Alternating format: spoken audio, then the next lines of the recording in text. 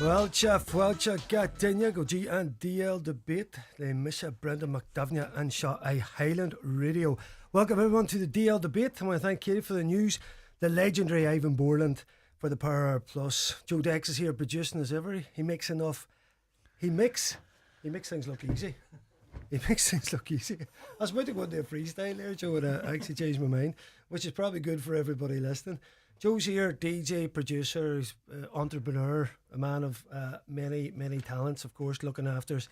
This evening we have the Pep Guardiola of the Glen, Gary McDaid, in studio. G-Man, how are you? Thanks, Brendan, thank you. Good to hear from you, lad. We're going to speak shortly with Niall Loughran of the Irish News, and later on we're going to talk as well with St Eunan's manager Barry Meehan. We're going to do a special club feature just on the start of this new season, how the new rules are affecting club football and how they're being officiated. We're going to talk as well about the under-20s, of course, Ulster Final coming up in Owenbeg this Wednesday. Myself and Oisín and Brendan Kilcoyne will be up bringing you all the action. Looking forward to that for sure, folks. Just from the weekend, we had a big one in the hurling, 23-1 over our neighbours Tyrone, and you know, after last year Donegal very unlucky in their defeat to Wicklow, and had a lot of wides in the game.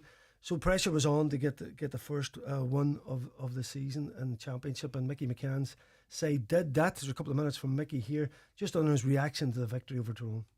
Mickey, a good win there, probably more comfortable than what was expected, but it gives you a good boost in the Christie rank. It does, and I suppose we've been probably very unlucky. We had a good performance against Derry, and you know, Derry just had that wee bit more strength than us and be more experienced, got over the line near the end. But last week against Wicklow, you know, we were the better team. We had something like 17 wides and a wet day and beat by a point. It was hard to take because it was a game you felt that we should have been winning at home in Letterkenny. So we had to regroup, get the boys' minds right for importance of this game, even to keep your status in the Christie ring. There's still 2 matches left, and Tyrone could upset somebody, and we'll be trying to get another result. But it's a big 2 points for us. But mainly, you know, that's our first victory at Christie ring level ever, I think. So we've only been twice, but we'll take it. We get a bit of confidence from it and move on to the London game now. And like, I suppose Tyrone probably came into this game expecting to really challenge, but it didn't turn out like that. How crucial do you feel your goals were? Well, we talked at the start of the match that, you know, goal chances have been letting us down, and we went very direct today. You know, we asked a lot of questions there, full back line in the first 5 or 10 minutes, and that was a target of ours, and we let it on there and asked questions of them. And look, we got 3 goals, and we had a couple other chances that we could have took away too. But you have to hand it their forwards today. They turned up, you know, Declan Coulter and Josh Connolly and Jared Gilmore, and them all turned up and scored impressively today, and that's something we're missing over the last couple of weeks. We had 4 or 5 forwards going bad in the one day. Today, you know, we had 3 or 4 boys on form, and that's what it's all about. And how hopeful now would you be of getting, you know, from 2 games left, getting the points needed to retain your status for 2026? Look, well, London's supposed to be very good. They run Derry tight last week, so but in saying that, Derry got a tight against ourselves. So home in Letterkenny will be pushing hard for that London game to try to get another 2 points, you know, and God knows where that takes you then going into the last day, because depending on the results today, you know, London's lost once, Meath's lost once, so we both them to play. Now we've lost twice, but if we beat both of them, they've all lost twice, so it's all to play for, I think. All to play for. Fair play to Mickey McCann and his men there. Brilliant performance at the weekend. Just putting a wee message out to a couple of wee Devees to get their bed soon, very shortly. They're watching, and of course you can watch the show live on Facebook and on YouTube. Just type on Highland Radio and you can see the lovely face of Gary McDaid, who's here in studio. And we're also joined on the Zoom, the magic of Zoom, by Niall Loughran of the Irish News. You there, Niall? I am indeed, Brenton. How are you? Great to hear from you, lad. You too, son. How are you keeping? Oh, the very best, sir. Good, Listen, good. We only had a quick chat up at Clovis there yesterday. Of course, you're a down man. You're a down man. Yeah. Tell me, just going into the game. You know, obviously trying to make a case for down. Was there any case in the county of a potential shock? You know, obviously running Armady a point last year. Was there any thought that you could pull off something in the game yesterday?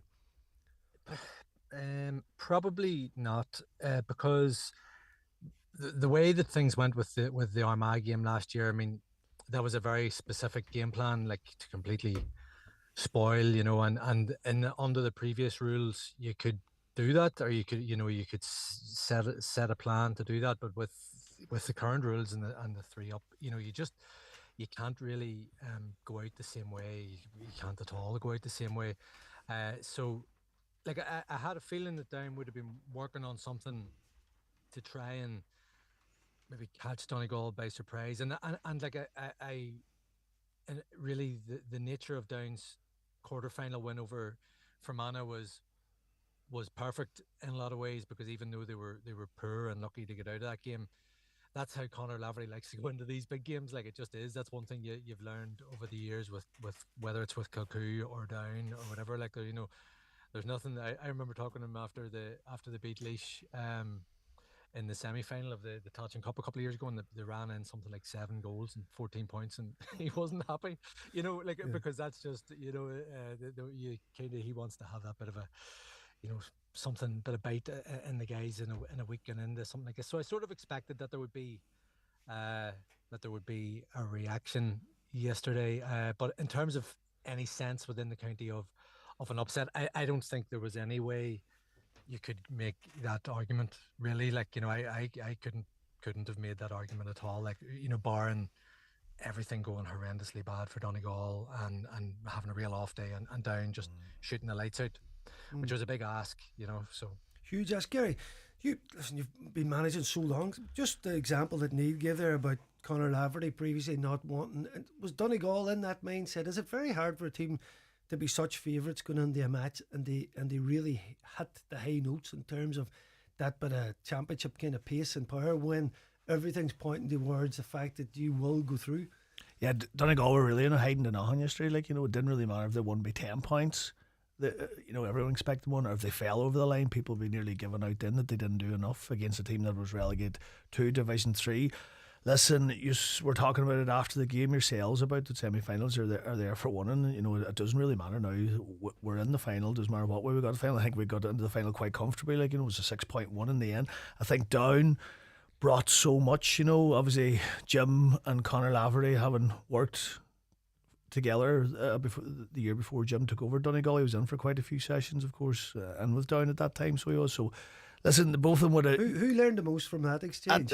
See, that's what I was thinking. I was like, there was very little talk in the whole build-up to the match about this year. I was surprised that But did you not think, Gary, that same lack of talk?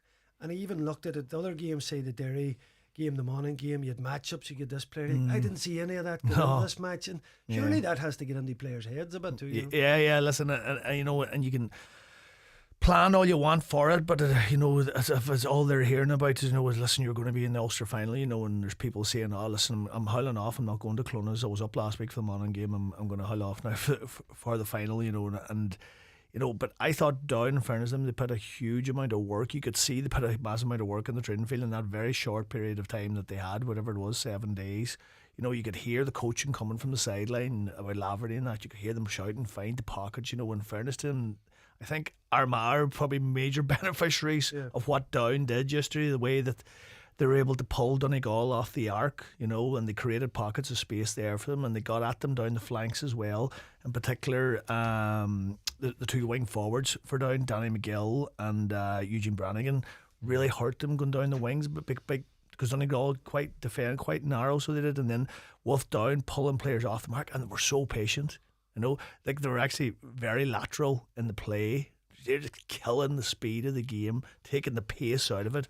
And Donegal sat in, and Down just went over and back. It was nearly a battle of who's going to blink first here, So they put a huge amount of work into it. And I think at 4-4, Down were really happy. And then step up Sean Patton. The 1-1 that came after that was 2 Sean Patton kickouts.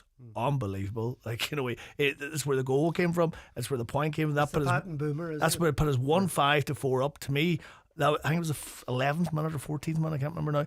But it was that was a turning point in the game. And I just thought, wow, we weren't even playing well, and Down were probably giving it everything. So they were, and I'm just thinking, if you're those Down players and you're thinking, we're giving it everything, and things are actually going quite well for us. We're 4-4 first quarter, And the next thing, Patton has these two unbelievable kickouts. It just opens the whole sea, so it does for Donegal, and they're in there. And if you're a down player, that's a real kick in the stomach. It's a sucker punch, so it is a sucker punch for the management team, that they were doing so well. And they had goal chances themselves, later on as well in the game. But they didn't take them. Patton made a great save from the kick out that he gave away that time, and he probably should have squared it across. I think it was what do you call it? Was inside? Big Pat Haverin was inside. He would have finished it for sure. Yeah. Neil, did you just on those points, Gary Mick? I was quite impressed. You could see Conor Lafferty. He's a smart guy.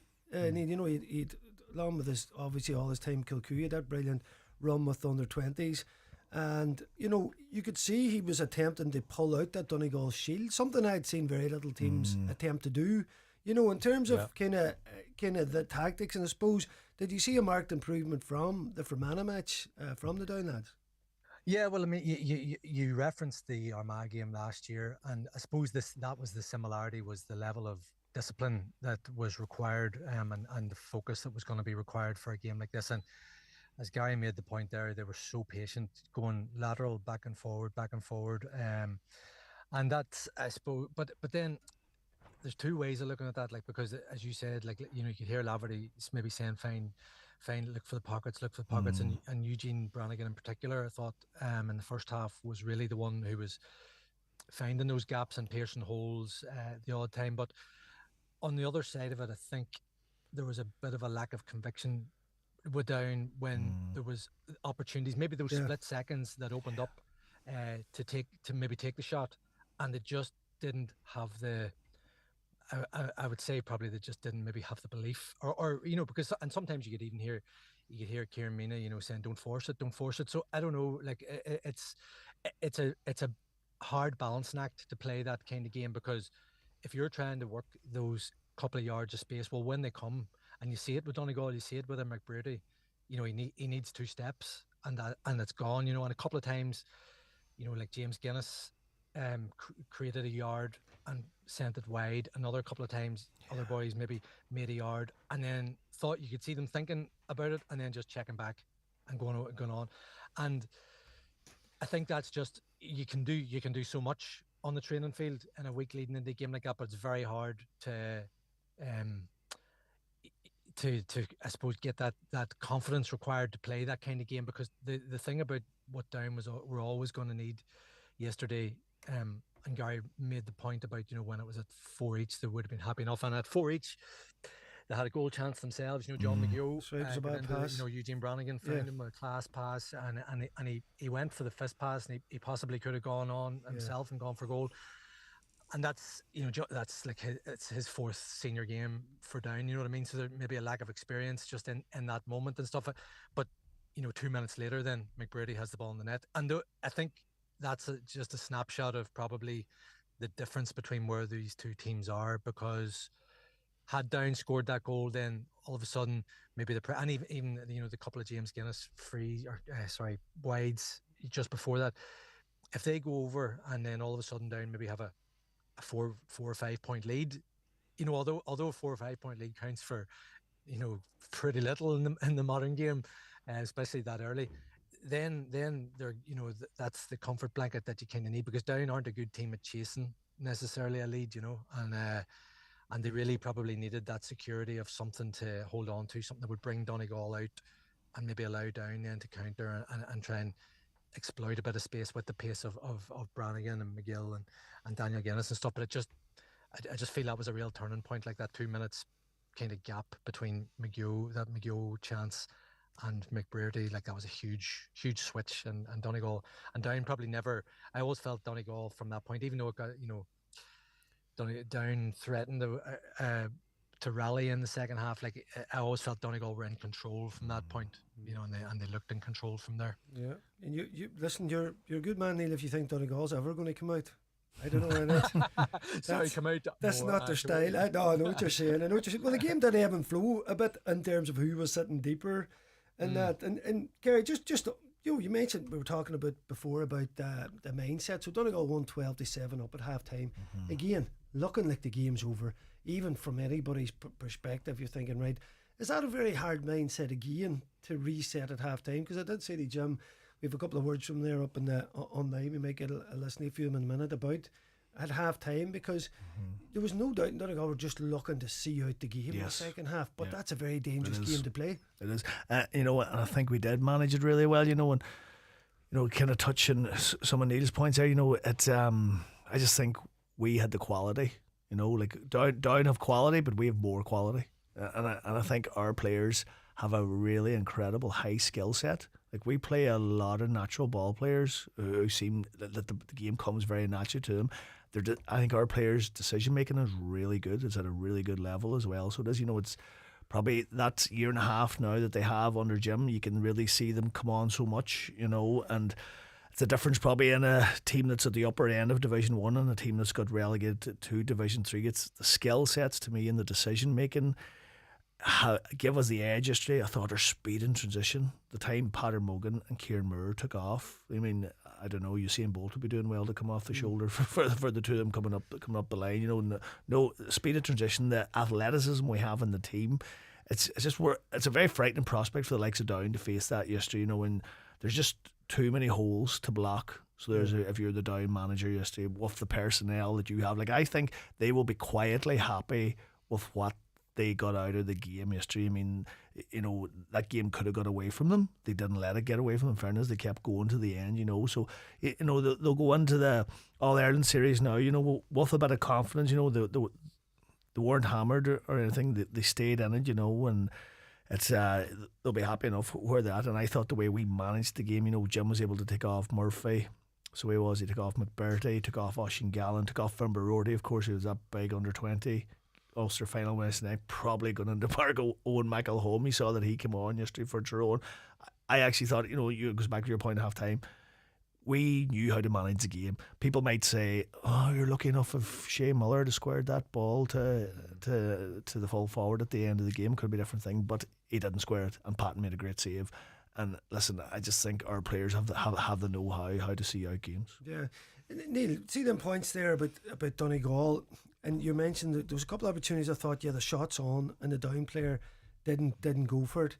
You know, just looking at Donegal last few games, so different players are really stepping up. I mean, the game that Dara O'Boyle and McBurdy had against Derry, they didn't shoot the lights out then against Monaghan, but then, you know, Mogan, Thompson the last day in particular were so effective. Not so much the last day, or Langan had a great game, but not in scoring. Is that the thing with a team like Donegal? You know, you stop it here and it comes here, or this player can step up. And again, you had McBurdy coming back to form yesterday, and whereas for yourselves, I mean, Pat Havern, I mean, he is a master of his craft.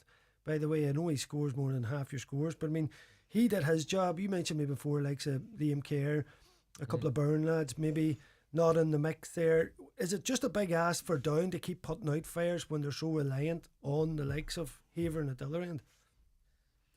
Well, it is, because a team like Donegal, you know, they're at that top level for a reason. And as Gary said, whenever you have so many outlets there, like that Kieran Moore burst, sort of 10 minutes from time was actually frightening. You know what I mean? Like, you were watching that going like, Christ, like, how is he going so fast at this stage of a game? Like, and you know what, we probably hadn't seen it from him all game. You know, he was starting to come in more in the second half. Mogan, the couple of times in the first half, again, Mogan was probably quiet enough by and large, you know, in terms of how influential we know he can be. But the 2 or 3 times that he did arrive on the shoulder, you know, Down were kind of caught a bit flat-footed, and it's very difficult that to. Whenever you're looking everywhere, as you said, Kieran Thompson, you know, wasn't heavily involved yesterday, but then you saw what he did against Monaghan 6 days earlier, and you know, so all these guys, the Murphy, so far, you know, like, there's an awful lot of fires to put out there, and for Down, you want to concentrate on what, you know, on what you're going to do when you have the ball and when you have the scores, but there's such a big risk with every time, and everybody obviously knows, like, the risk that you take. When you lose possession against the Jim McGuinness team, whether it's this era or the last, you know, it's different than playing against any other. I think, you know, probably than coming up against any other team at the minute, because they attack with such intensity and in such, you know, with such numbers. Once they get those turnovers, once they get the pace, like, even I think, you know, you probably again just saw the wee bits of inexperience and stuff in Downs play, even with the goal, like how far off the defender, the fullback line were at that time. And I know it was a great kick, but there was just so much space in that moment, and I don't know, it's hard, because you want to see that they want to try and get the likes of Murdoch on and Pat Haven, but Pat Haven has he found it hard going against Fermanagh the first day out in the championship, and he didn't get involved a whole lot yesterday, because obviously teams are looking at somebody like that and going, well, okay, he's their guy from range, just don't let him get on the ball outside the arc, and that's sounds simplistic, but it's kind of been the way it has gone the last couple of days, and he hasn't had that same influence, whereas even in the league, Haven was coming out and getting, maybe winning a lot of ball around midfield and starting plays and so forth. Now, whereas he's just sort of, his impact hasn't been the same. So, but I just think, as Gary said, I think the skills, there's a skills gap there, and there's a skills gap between Donegal and a lot of counties. There really is. And with that skills gap just comes an unbelievable confidence, and you see that, and it all melds into one on days like that. Donegal weren't at their best yesterday. They probably did have another couple of gears, but as if the Shea Miller shot goes in, okay, maybe you're down to 4 points in, but I don't think anybody really would. I still think Donegal would have found a way to have wrestled back control of that game and to have seen it out. Yeah, listen, I agree. There just was that, I think, wee bit of, I suppose, the crowd started to get behind Down, and just in that wee period where the 3 points was at, Haven missed a 2-pointer after that. But listen, you mentioned Jim there, 6 years now, 6 finals. I mean, it's crazy. He's won 4 of them now, lost the one to Monaghan in 2013. That's it, and his record is absolutely phenomenal. A couple of words from here, Jim, just to caught up with him after the game.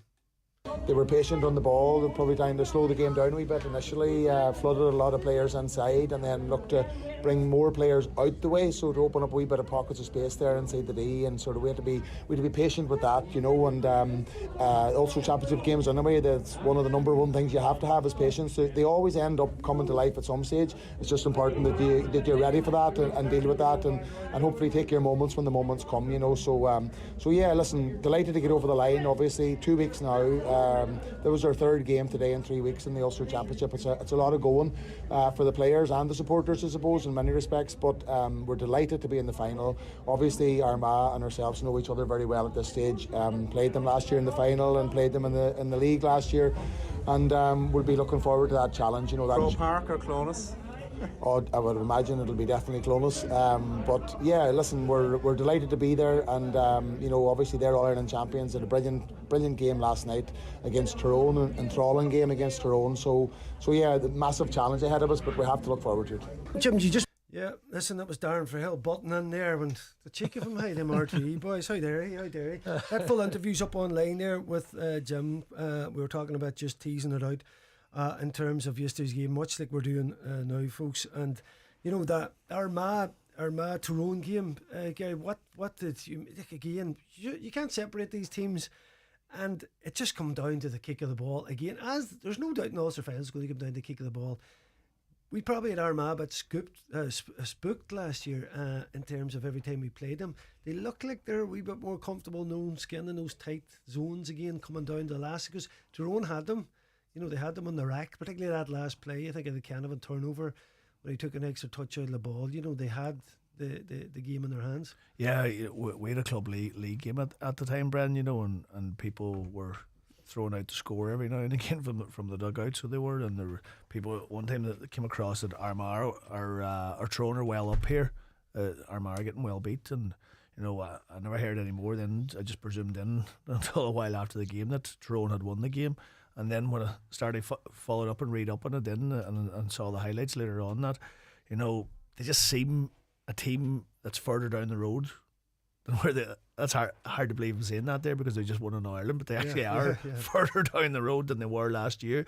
They seem, sometimes the celebrations can go OTT and they can wonder well. They don't look like a team who's wondered well. They look like a team who's ready to go again, and it's going to be. They're a frightening prospect for Donegal, And as I said, my only fear from yesterday's game for us and Down is that Armagh might have been the biggest beneficiaries from learning what Down did, because they would have a better, more quality players than Down have at the minute, you know, and the way that Down, that first quarter, I think in particular, they will really dissect that and look at that and say, look what Down did to these boys, you know, look at the way they were able to get in. No one else has done that this year to the Donegal defence. So but also I think Jim will probably be delighted that happened, because he has a stick to beat the boys with now for 2 weeks. You know, that we can't let Armagh do this to us, and that's probably a good thing it happened in the semi-final. You don't want it happening against your arch nemesis who have the ability to take you down, you know. So it's probably a blessing in disguise. Yes, we might be too happy with the way that they were able to get inside us and get scores, but you know, Donegal, Armagh and Tyrone, most people were saying were the three that the Ulster title was between, and I think they showed over the weekend that the three of them are a good bit ahead of everyone else. You know, probably Derry have fallen off a horse, so they have well off the horse. You know, they had the players to be up there to make it a big four, but at the minute it's a big three. And listen, Armagh, you touched on it there yourself. We played them 3 times last year. I remember it was at the first game in the league, it was a draw up in Armagh. League final, we beat them by a point. Clones, Ulster Final, extra time, draw after full time, draw after extra time, penalty shootout, like it went down to the wire. There's nothing between these two teams, like, you know, it's like a grain of rice will tip the scales. Yeah. Is it, Neil, what did you make of it? You know, it's amazing how much now Armagh get all the plaudits when really a draw would have been, well, extra time at least would have been fair. You know, McCurry, what a game. Matty Donnelly not coming in. I mean, why they held that back Michael Home for so long, I can't believe. You know, Petey Hart as well. But from the Armagh perspective, you know, Turbot back, Burns, you know, Callum O'Neill's been a big extra for him. Grimley still to come back, and you know, Armagh looked like a much better squad this year than he did last year. Is that a warning sign for Donegal going into this final? Well, when you think that they don't have Rian O'Neill, you know, and we're still saying that they look a more rounded. He would be lording it, wouldn't he, on the 2 pointers?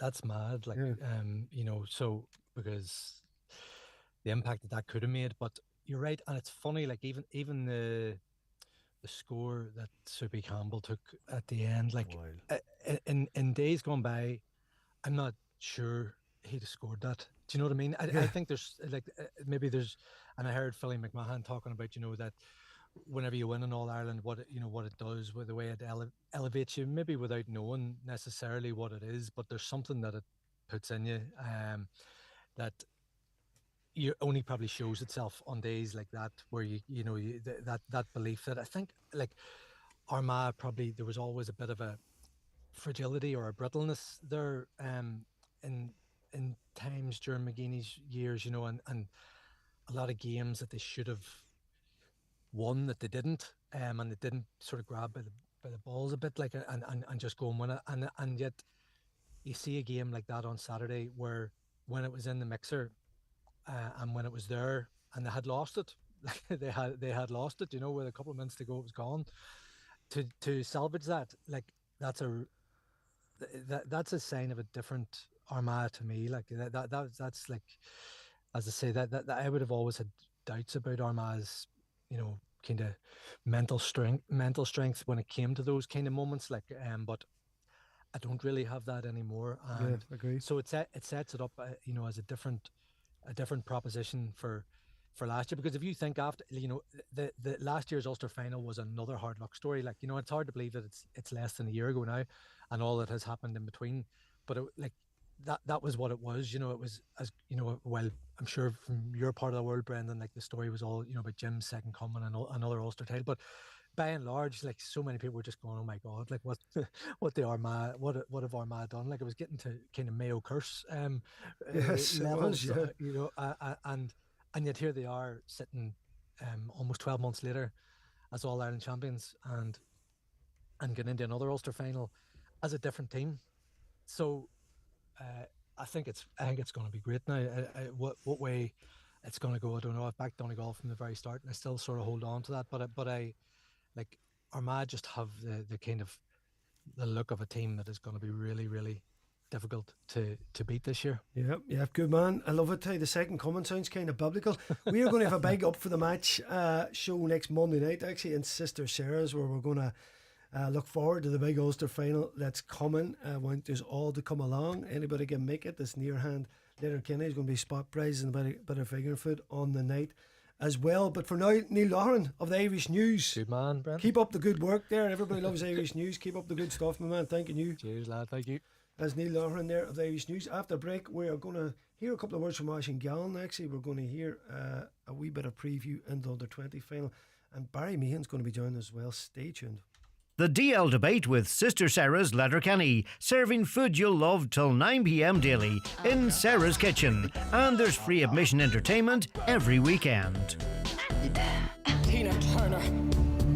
That is mine. Want to show someone that you think they're simply the best? Or do you have a proud Mary you want to spoil? West End mega hit Tina, the Tina Turner musical, is coming to Boardgash Energy Theatre, Dublin as part of its first ever Ireland tour. Join Highland Radio on Friday the 6th of June for an unforgettable trip. Set to a soundtrack of Tina's greatest hits, this inspirational and exhilarating story celebrates the life of the Queen of Rock and Roll. Trip includes luxury coach travel, overnight stay at the 4-star City North Hotel on a bed and breakfast basis, and ticket to the show. Contact us today on 9125,000 or check out the outlet on highlandradio.com to book your place now. Make more meals for less with Dunnes Stores, where you'll save on ingredients for a delicious scrambled oats yogurt bowl. That's bananas mixed with fresh eggs, 6 for €1.39, and porridge oats, 1.5 kilogram, just €1.19. Cooked in a pan and served with 69-cent natural yogurt and your favourite fruit, all from the Dunnes Stores range. A perfect breakfast to have at home or on the go. Plus, save at the till with a 5 off 25 grocery voucher. Dunnes Stores, always better value. Terms and conditions apply. Voucher can be used at next in-store grocery shop of €25 or more. Home improvements are well worth making, especially when they help build a more sustainable future for us all. With the Generation Green Home Upgrade from SSE Airtricity, you can enjoy a more energy-efficient home with solutions tailored to your budget. And now home upgrades are easier to finance. You can access new low-cost government-backed loans as well as the existing SEAI grants. And we're here to help. Make an improvement that will make a real difference at sseairtricity.com/home upgrade.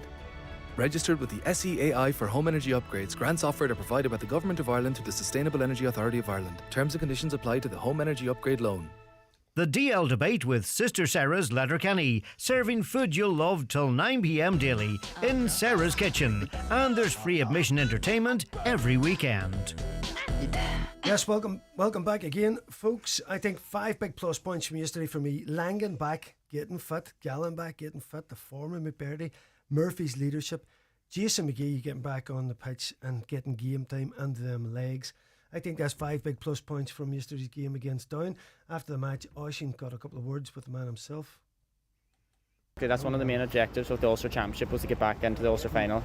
Like, we know ourselves that no game in the Ulster Championship is going to be easy won. We've seen that last week against Monaghan and especially today too against Down. But regardless of the games, we're back in the Ulster Final and that's where we wanted to be. He's had a comfortable lead for 3/4 of that game, but it was still a tricky one. Like, you went 6 up and then you were 9 up and then it was back to 5. But even despite having that comfortable advantage, it was still a tricky game against her. Yeah, it was. I suppose we maybe didn't get as much of a lead as we would have wanted in the first half because there's a breeze heading down towards them bottom goals in Clonus, and to be fair to Down, they kicked a few 2-pointers from frees and from play, and that just kept them in the game and kept us under pressure. We managed to see out the game, I suppose, the last 10 minutes really well. We kept the ball, and sure, once the hooter went in, we were delighted to just get it out off the pitch and get the game won. Yeah, delighted to get back. What about your own performances over in recent week, Aishin? You're back in starting today, so you're starting to get back up to speed again, are you? Yeah, I suppose I had an unfortunate bit of an injury there and I missed the last 2 league games. Just about got back in time for the Derry game and was glad to get minutes. And the same last week, got a bit more minutes against Monaghan, and then great to be in from the start today, but again, probably just started cramping up near the middle of the second half, so just need to build the body back up again, but delighted to be back in to be helping the team. Yeah. What was the injury? I had a bit of a quad tear just from training just after the Derry game in the league, but everything fine now, all good, feeling good, and looking to keep hopefully playing well now. Okay. it's always good, the build-ups to Ulster finals and big games. You've just less than 2 weeks now for this, so the players all enjoy it, but a lot of hard work to do too, is there, Oisín? Of course, yeah. Again, we'll get the body recovers this week and then try to get a bit of training done towards the end of the week and look to build in. Hopefully we're back in Clonus. No word yet, I don't think, about where the game's going to be, but it'll be brilliant to come back into a full house here and get the crowd going. It's one of the best days of the year, I think, along with the Munster hurling final and obviously the big All-Ireland days too, but nothing better than an Ulster final in Clonus, so hopefully that's what it'll be. He's a beaten Armagh already this year in the league, but listen, let's be fair about it. It was a league game, you can't really read too much into that. The next day is going to be a different encounter. Yeah, of course. Like, and you seen them last night again. They've never say die attitude, and they're always staying in the game, and they're going to be tough. It's going to be a tough game. I think everybody's expecting that. So listen, roll on 2 weeks time. Yeah. Did you watch them yesterday? Aye, we did. We watched them. Yeah. Close game again. It's a typical Ulster Championship game, but they hung on and they got the win, and I'm sure they're thinking the same as us. Just great to be back in the final. Yeah, well, listen, enjoy the lead up now to the final. Thanks for talking to us. The best of luck, Oisín. Well do, no bother. Thank you. Good man yourself, Oisín Kelly there with Oisín Gallen. I seen the Oisín come up there, put me off. You know, there's the Oisín Gallen mystery cleared up. What is wrong with Oisín Gallen? The whole county's asking what's wrong with him. He had a thigh strain. Could somebody have told us that? Gary, nobody knew what was going on, why we hadn't seen him at all. He was the only player I think didn't play some part in the final 2 league games. And then, you know, we seen him obviously come on and we were like, right, what is happening here? And then he starts, well, obviously injury was curtailing his comeback. So listen, that's that cleared up. Anyway, welcome to the show, Barry Meehan.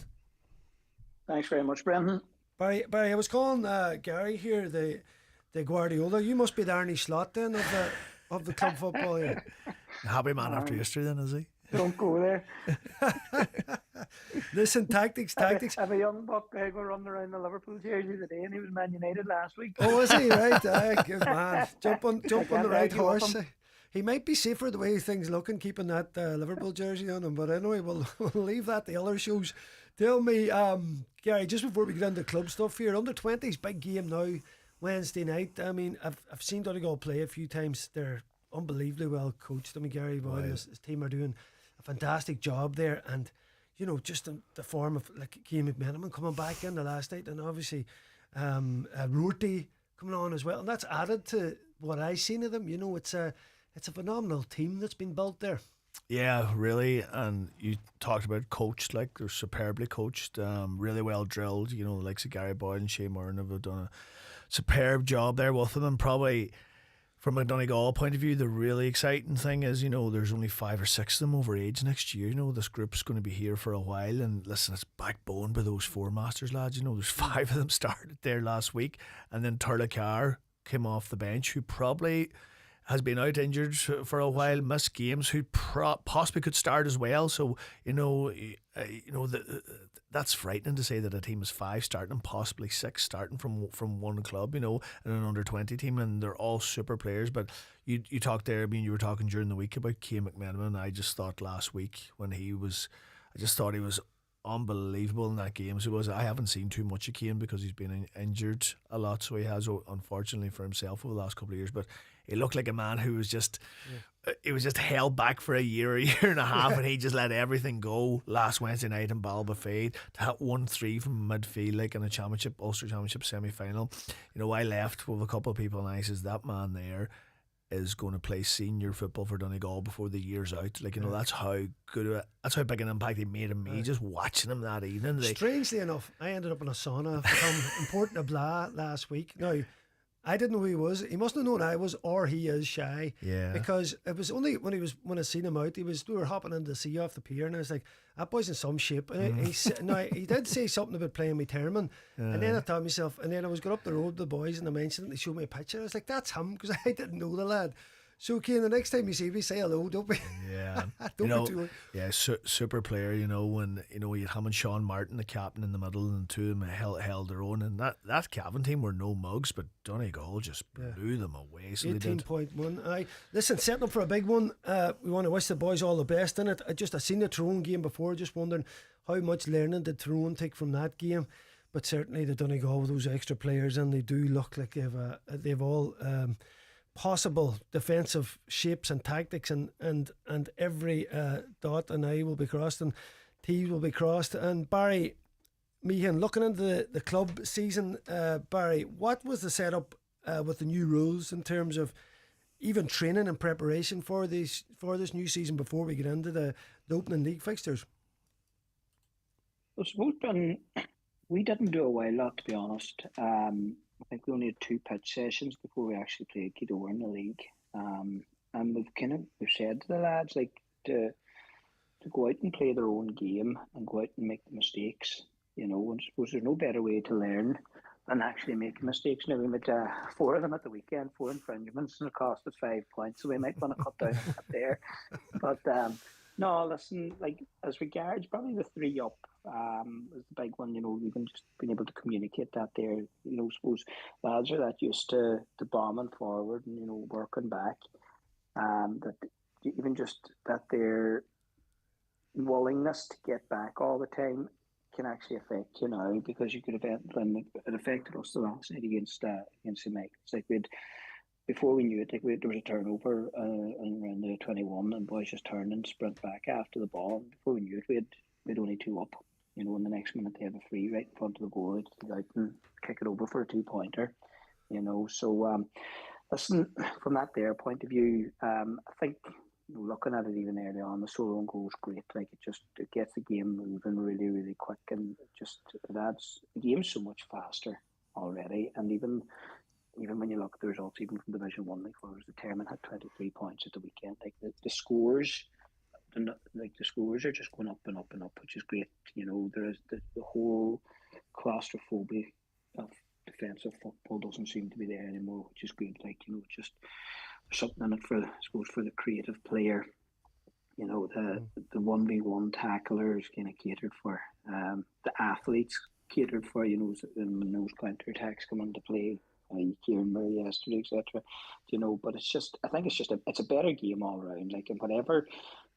As you go, we'll coach to the rules. That's what coaches do. Whatever rules are, you'll coach to the rules, and you learn from your mistakes as you go along. And suppose every time you take a knock, you learn from that there. So we didn't put that much emphasis on it in preparation for the league. Just kind of gone out and just kind of had a go at it, Yeah, and Barry, do you get a wee bit of excitement there when you see Kieran Moore breaking up the pitch like that? Do you think, wow, I'm going to have that man at the end of the summer doing the same? Is that what crosses your mind at that point? It does. And even all across the board, even the first 4 or 5 games, all teams, it's a far more enjoyable game to be involved in.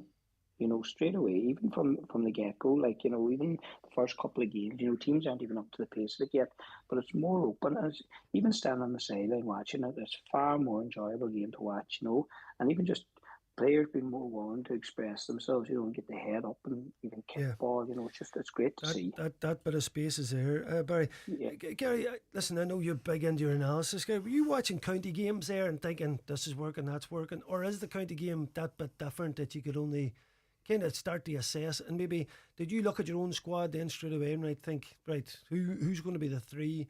How are we going to be? Who's going to be our out and out man markers?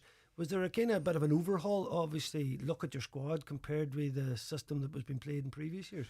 Yeah, I was delighted, Bryn, that the county was on before the club league started, because it was a massive learning for everyone. So it was that we had nearly had a free shot to watch games and see how the rules are being implemented, and not alone for coaches and managers but for players. The learning's huge as well, and suppose for club referees to be able to watch those games and to see how the inter-county ref managing, how they're managing. I suppose that's where it's difficult for the club ref then, that he's on his own in club league games unless he brings an umpire or 2 with him. So some of them do that.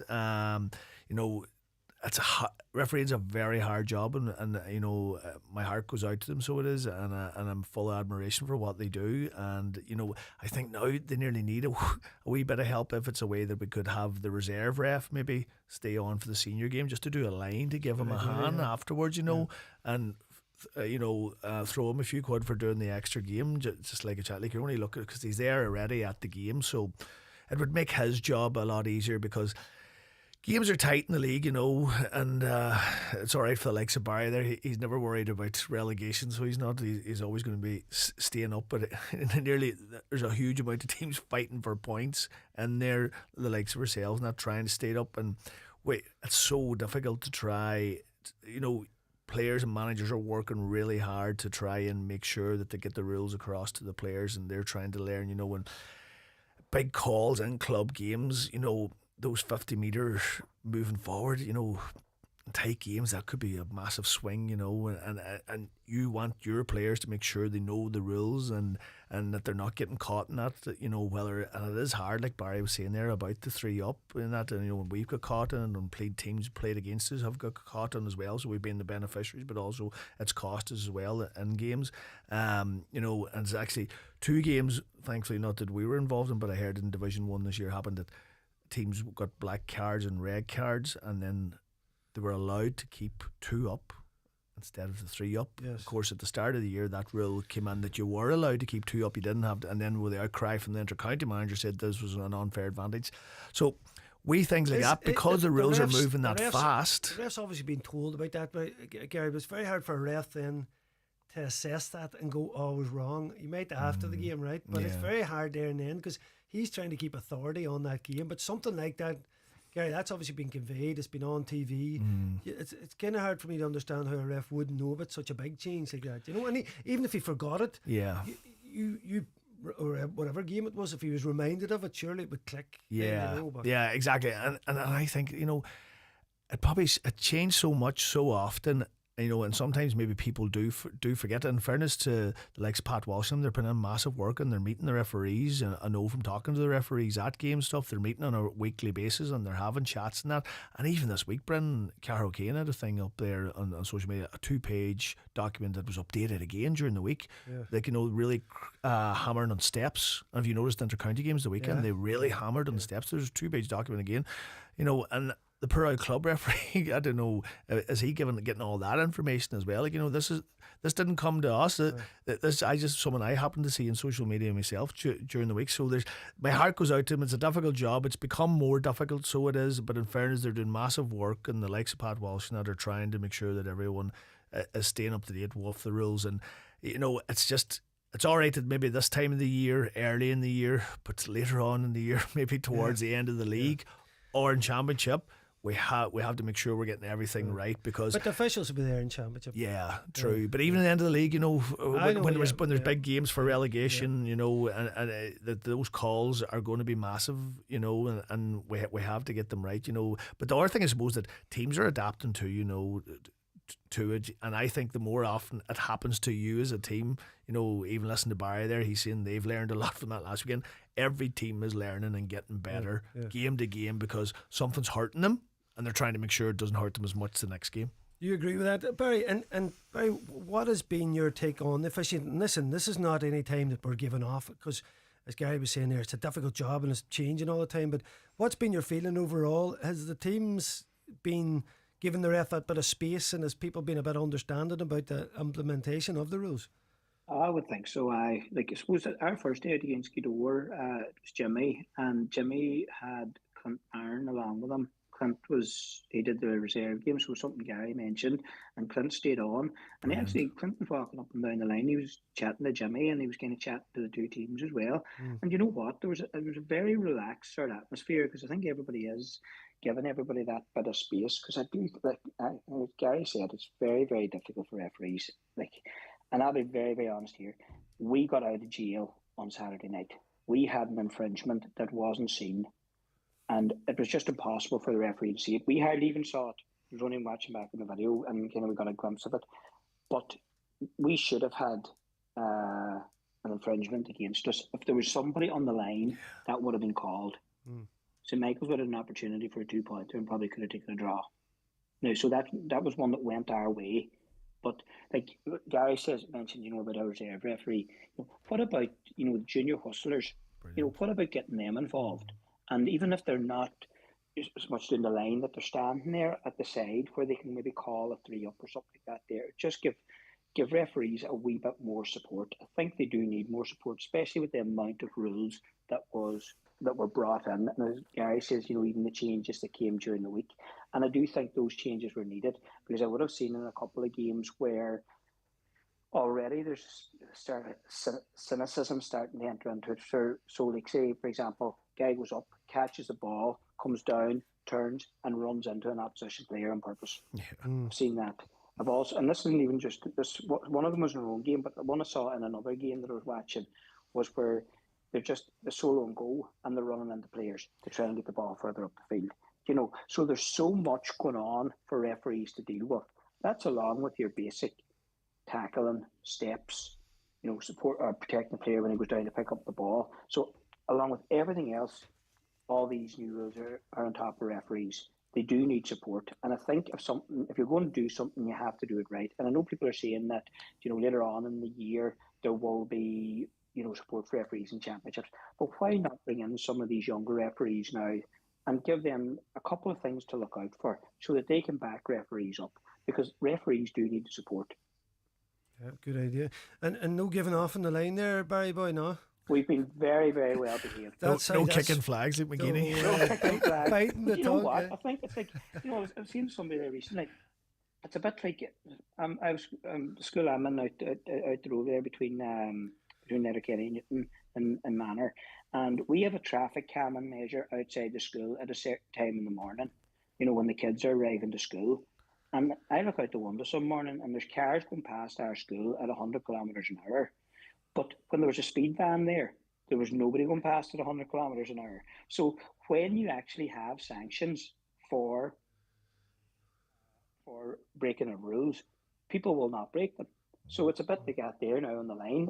It's a lot quieter on the line, and you'll even referees will tell you that they aren't getting the same amount of dissent at all on the pitch or off the pitch, because the penalty's too severe, So that there's a good thing. And Gary, you obviously usually have a 14-man entourage there. You're going to have to keep everybody quiet. No, that wasn't me, Brendan. What he called it, but see in Barry's point there, he's 100% right. I think what has helped referees big time is a solo and go, because if you foul me, Brendan, and I get up, I'm away. You can't give out to the ref because you're running after me. Then that has helped. And I know from talking, I was talking to a ref at a club game the weekend. He says that has helped us massively. So it is. He says no one can give out to us anymore, because if they do give out, it's a third scoreable free. Yeah. Listen, I agree with you too, lads, and I love your attitude towards it. Great ideas there. If anybody's listening in there, great voices of reason, promoting the game. Let's get these new rules embedded in. Let's get our championship up, back, firing on all cylinders. I'm sure Glen Swilly and St Eunan's have a lot to say about that. Lads, thanks for joining me this evening. All right, Brendan, no bother. Much appreciated. Much appreciated as well to Niall Loughran, Joe Dex for producing. Stay tuned for the excellent Monday night sessions coming on shortly, folks. And say we are coming live from Sister Sara's next Monday night. Big Ulster Championship final preview. Come down and join us between 7 and 8.